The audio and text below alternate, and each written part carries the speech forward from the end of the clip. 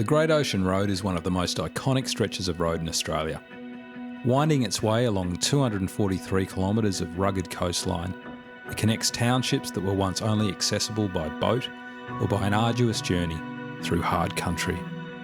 Built in part by returned servicemen, the road is a living memorial to the Victorians who served in World War I and the longest war memorial in the world. 2019 marks 100 years since construction began. The town of Wye River is approximately 160 kilometres from Melbourne, located on the river it's named after. The people of Eastern Mar have been the traditional owners of this land for over 40,000 years. We can say quite confidently we've been here forever. And there's a satisfaction in knowing that.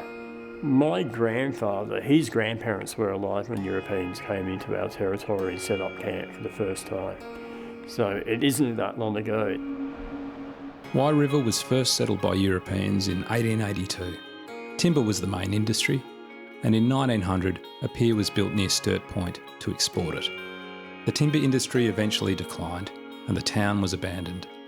The area was bought by the Great Ocean Road Trust, and the land was sold and rented to raise funds to pay the workers who were building the Great Ocean Road.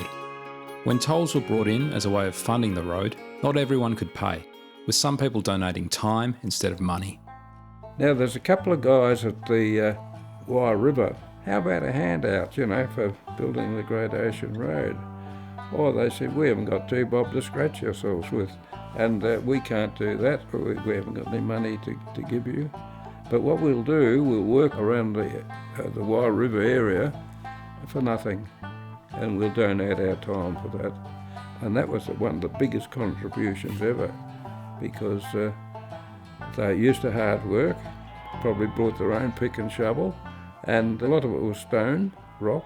The most difficult part of the Great Ocean Road is the part from Eastern View to a place called Cape Patton. This is terrain that is rugged, steep, dense bush and cliffs that fell away to the ocean. And this was the section that the return servicemen built. Camps were set up in Wye River and other locations along the coast to house workers involved in the construction of the Great Ocean Road. Living in the camps would have provided a degree of comfort, hot meals. The fact is, it was still living in a tent in the Otway Ranges, and that's not a comfortable experience, particularly in winter. We have occasions where we get snow down to 200 metres. We get occasions when the temperature will drop to 2 degrees. So whilst it provided some degree of comfort, it was still a rugged environment. Their accommodation was basic. White tents lined up in neat rows.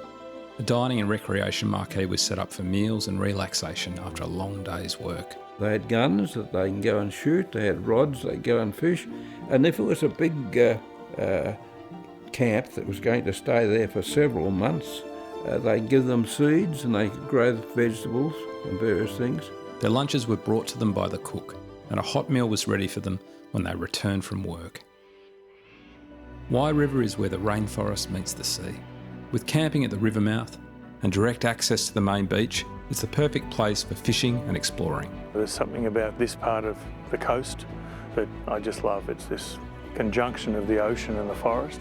To me, it's just the best place in the world.